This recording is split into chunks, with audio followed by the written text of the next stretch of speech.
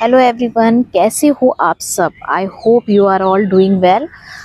मैंने सोचा कि मैं हमेशा मोटिवेशनल वीडियोस आप लोगों के लिए लेकर के आती हूँ, तो क्यों ना कुछ आज डिफरेंट अपने बारे में आप लोगों से बात करूँ, आपको अपनी जर्नी बताऊँ कि मैंने अपनी लाइफ में क्या क्या फेलियर्स देखे, कैसे मैं एक बीएससी की स्टूडेंट, एक कैसे मैं जो है लाइफ कोच बन गई, और क्या हुआ मेरी लाइफ में ऐसा जो मैं एक लाइफ कोच बन गई। एक तो मैं बताती हूँ आपको कि मैंने जो है जब बीएससी करी तो मेरा कोई भी इंटेंशन नहीं था कि मैं आगे जाके एक टीचर बनूं।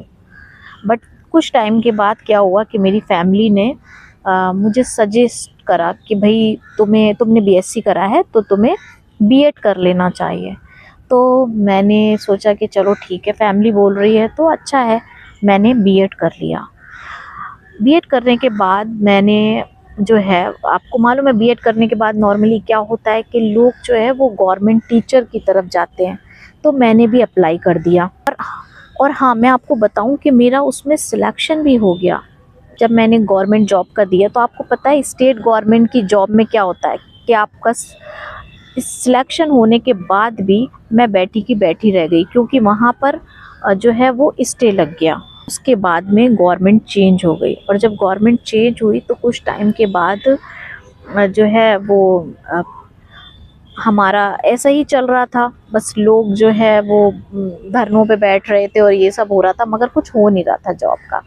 लेकिन कुछ टाइम के बाद ना कुछ टाइम के उसी दौरान मेरे लिए मैरिज प्रपोज़ल आ रहे थे। तो मेरी फैमिली को लग रहा था कि भाई ऐसा है कि तुम्हारी जॉब की वजह से हम मैरिज का प्रपोज़ल जो है वो छोड़ नहीं सकते।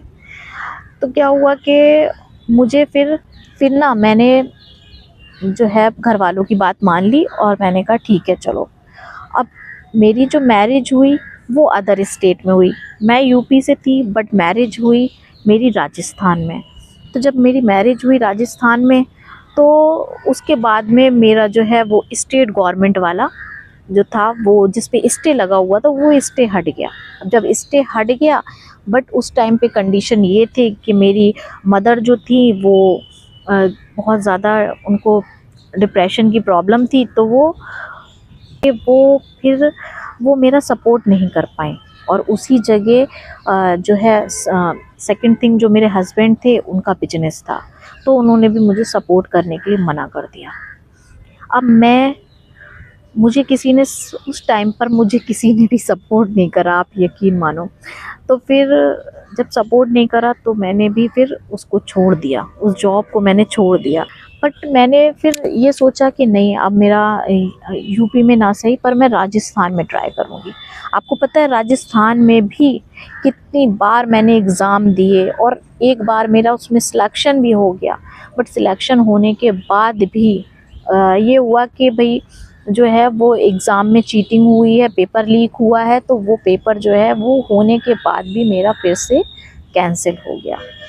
तो ये था, ये मेरे साथ लाइफ में इतनी बार मैंने फेलियर्स देखे, कई बार मुझे ना बहुत ज़्यादा दुख था इस बात का कि यार मैं लाइफ में कुछ कर नहीं पा रही हूँ।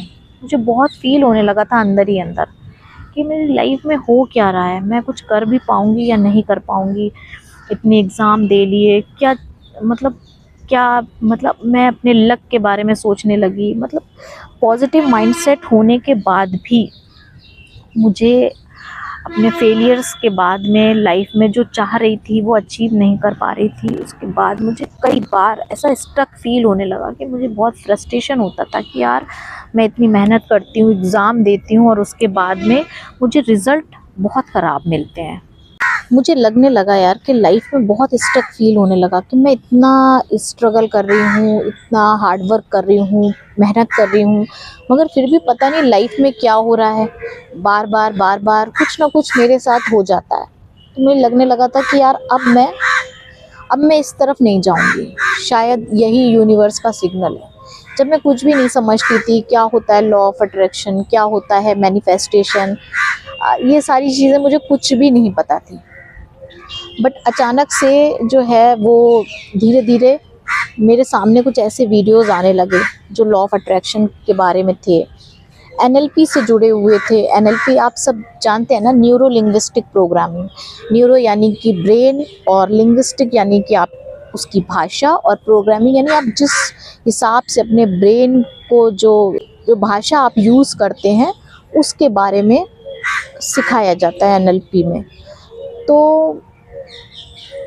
फिर मुझे लगा कि नहीं, मुझे इस फील्ड में जाना चाहिए, क्योंकि मुझे कहीं ना कहीं मेरा पॉजिटिव माइंडसेट था, और फेलियर्स के बाद भी ना लर्निंग नहीं छोड़ रही थी। मेरी लाइफ में फेलियर्स पे फेलियर्स आ रहे थे, चीज़ें छूट रही थी, लेकिन फिर भी मैं लर्निंग नहीं छोड़ रही थी। मुझे लग रहा था कि नहीं, मुझे लाइफ में अपनी कुछ ना कुछ अपनी एक आइडेंटिटी क्रिएट करनी है।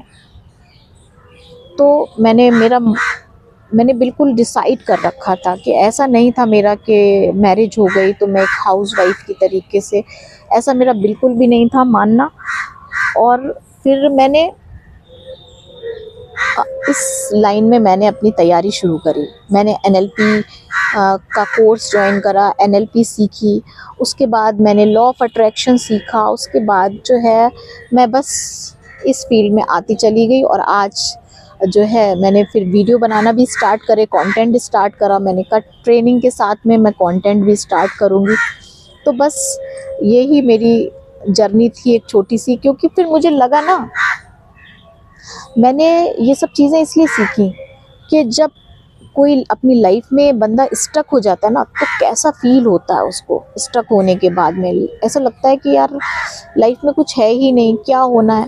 तो जिस तरीके से मैं स्टक हुई, उस तरीके से कोई और ना स्टक हो, और उसको एक इजी रास्ता मिले अपनी लाइफ को कैसे वो मैनिफेस्ट कर सकता है, अपनी ड्रीम लाइफ को किस तरीके से, जो वो सोच रहा है, जो उसकी ख्वाहिशें हैं, जो वो पूरी करना चाहता है, वो कैसे पूरी कर सकता है। बस यही मेरा सीखने का एक मेन मोटो था कि मैं ना उन सारे लोगों को अपनी बात पहुंचाऊं जो अपनी लाइफ में स्टक हो गए कहीं ना कहीं, जिनकी लाइफ में हेल्थ के इश्यूज़ हैं, हेल्थ के रिगार्डिंग लोग परेशान हैं। उन्हें लगता है कि बस जो है मैं तो ठीक ही नहीं हो सकता, मेरी बीमारी तो ऐसी है जिसका कोई इलाज ही नहीं है। तो मतलब टोटल आपका माइंडसेट है, रिलेशनशिप है, तो आपके माइंडसेट की वजह से ख़राब हो जाते हैं, रिश्ते टूट जाते हैं, और आप अपने करियर में ग्रो नहीं कर पा रहे हो। फेलियर्स मिल रहे हैं तो आप जो है छोड़ दे रहे हो चीज़ें, फिर आप कुछ नहीं कर रहे हो, है ना।